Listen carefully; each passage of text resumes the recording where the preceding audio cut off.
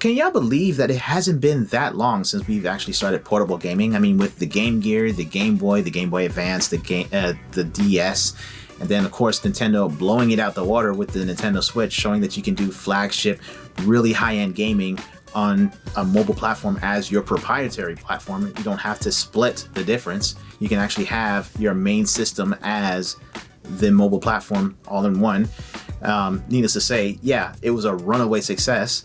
And that's great and all, but you know, time hasn't really been friendly with the Nintendo Switch. I mean, it's been out for a while, and honestly, the industry is ripe for new competition. I mean, the Nintendo Switch is aging hardware now. It's really starting to show its edges. So, needless to say, new competition came in hard. I don't think this needs much introduction. This, my friend, is the Valve Steam Deck, a Zen 2. 256 or 512 gig, depending on what model that you get. RDNA 2 16LP DDR5 based RAM monster. And yeah, it is crazy. The 512 version of the Steam Deck also has an anti-glare coating on its screen, while the upper two models, the 256 gig and the 512 gig models, have an NVMe storage. Sporting a 60Hz LCD IPS display at 800p with 400 nits of brightness, running a custom Linux-based install called Steam OS, which you can also put Windows on it, a custom AMD Zen 2 4-core 8-thread 2.4 to 3.5 GHz turbo processor, APU rather, netting you with PS4 level power in the palm of your hands, but with the versatility of what PC gaming has to offer, because, well, it's essentially a PC. But wait, it looks like a Switch, it feels like a Switch, so generally shouldn't we just hold it to Switch-like expectations? It's basically a console, right? Not a PC.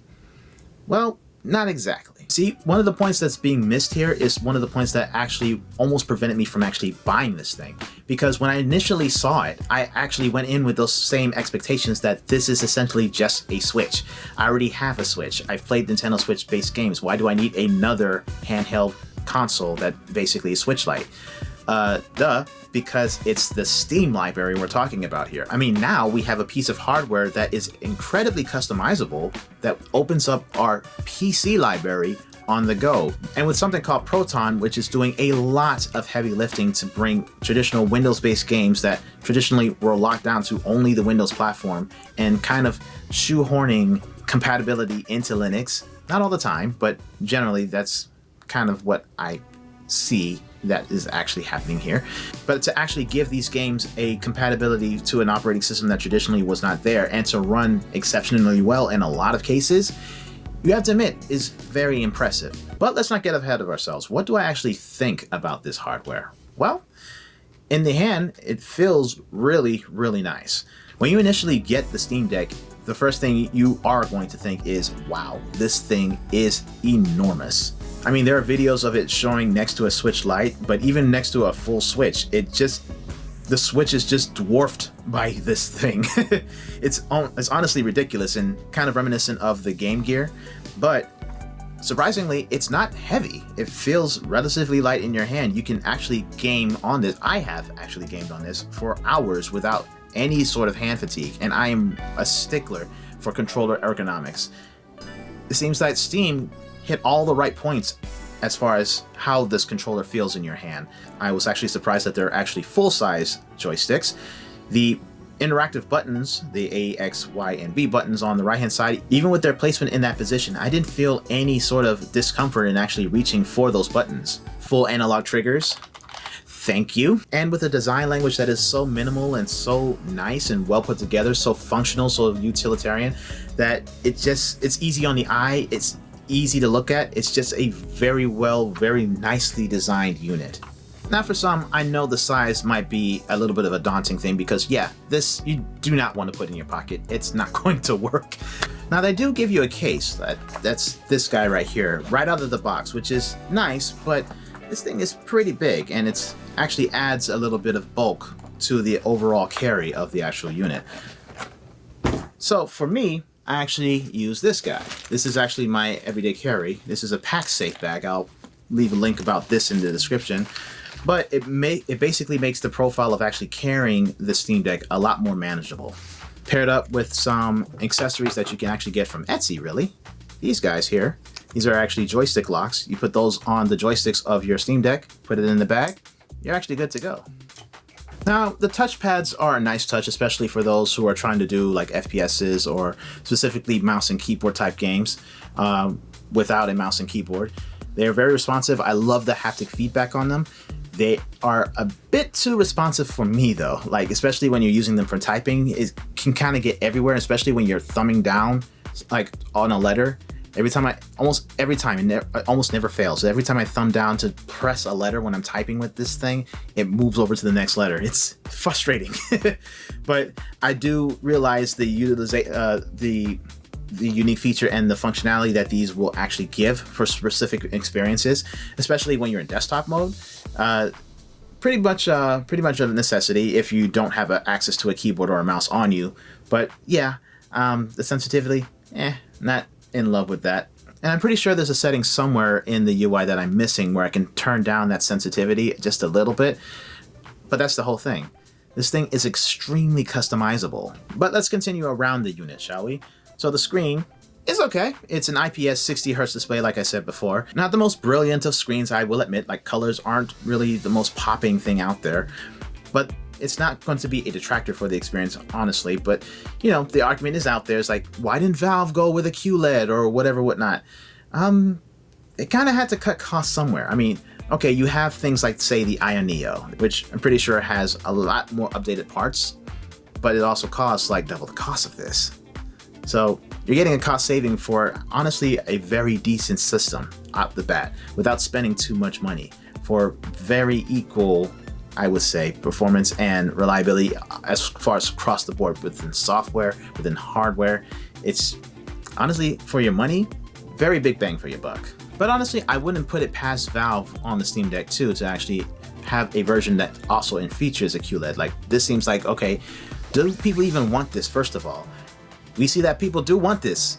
Let's upgrade to a better screen. I'm pretty sure for the Steam Deck 2 that is going to be something in the conversation table, but neither here nor there right now. This is what we have. It's fine. Now, in terms of battery life, it's okay. Honestly, it could actually be better. I mean, it's a 40 watt-hour battery. You're looking at, depending on the experience that you're gaming on, between the 2 to, they say, 8 hours. I don't think it's going to get to 8 hours. Honestly, I think it'll get to at least 3, maybe 4 if you're lucky, depending on your brightness settings, depending on your TDP, processing, your refresh rate. Some of all of this comes into the conversation.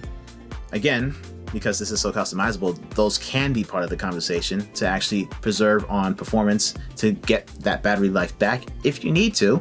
Or you can go balls to the wall and just crank everything up and have high graphics and only be met with like an hour, 30-minute freaking gaming time.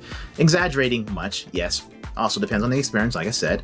But that's the kind of flexibility that you're actually looking at here. Now, the fan vents are actually on the edge here, and they can be a little audible sometimes depending on what you're actually playing.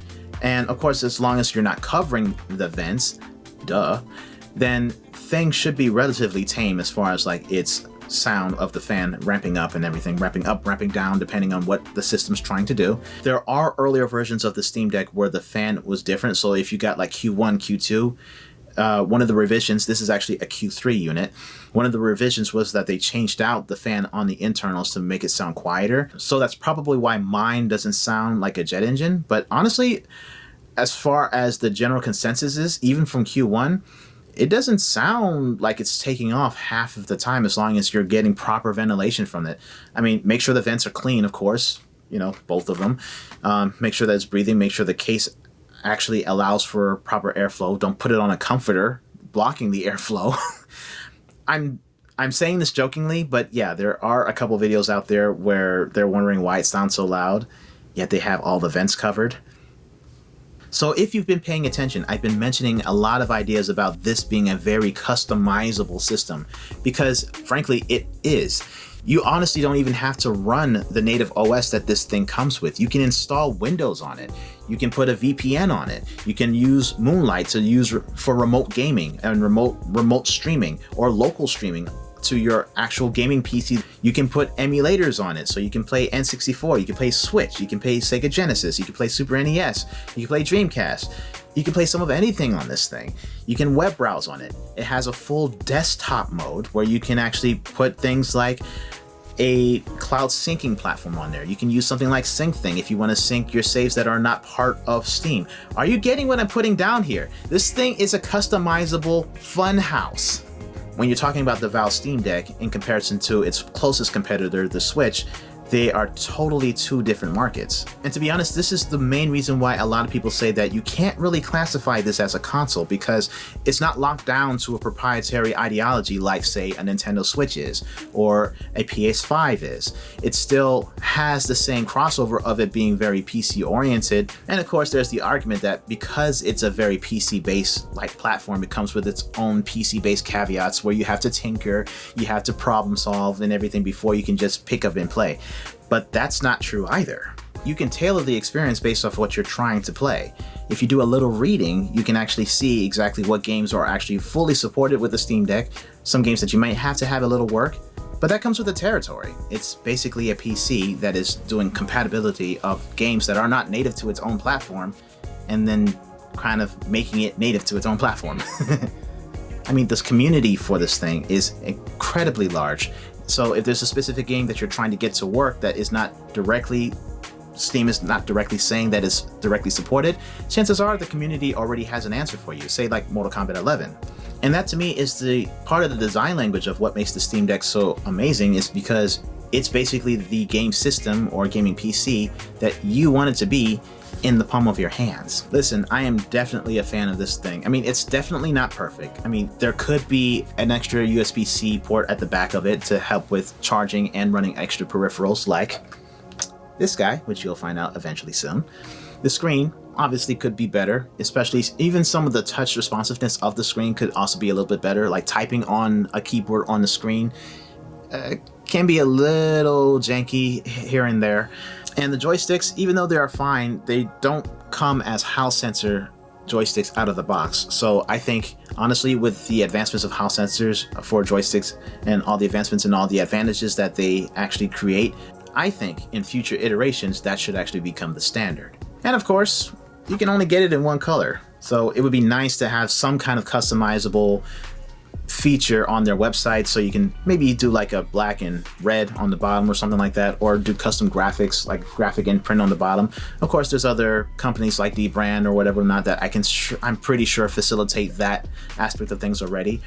But with what we have here as a first foray into, whatever you say, the console or the PC race, wherever you want to actually put this thing, as first foray as something like this, a portable handheld, Valve, in my opinion, did a phenomenal job. I'll be honest, what sold it for me was actually the ability to put Moonlight on this thing and a VPN, so I can actually do the same thing that I was using with my cell phone and a Razer Kishi.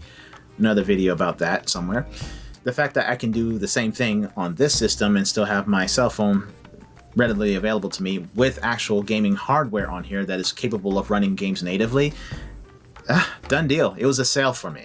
Honestly, this thing has been instrumental in breaking down my gaming backlog. I'll be honest. I've been playing games that I would have never thought I'd be able to play.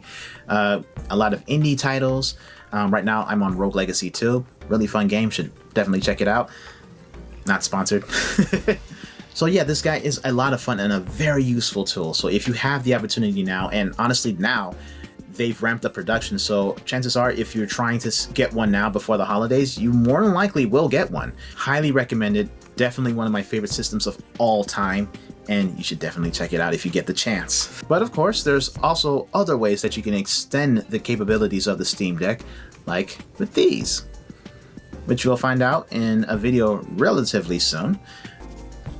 But in order for you to see that, I'm gonna need you guys to like and subscribe this video and share it to as many people as you can. And of course, if you're digging the content and you want to see more reviews like this with other tech products or other products that I can get my hands on, then definitely think about supporting the channel using the link in the description below. Alright y'all, I'm your friendly neighborhood creator man, Jamal the Key J. Ephraim, signing out. See you on the next review. Later.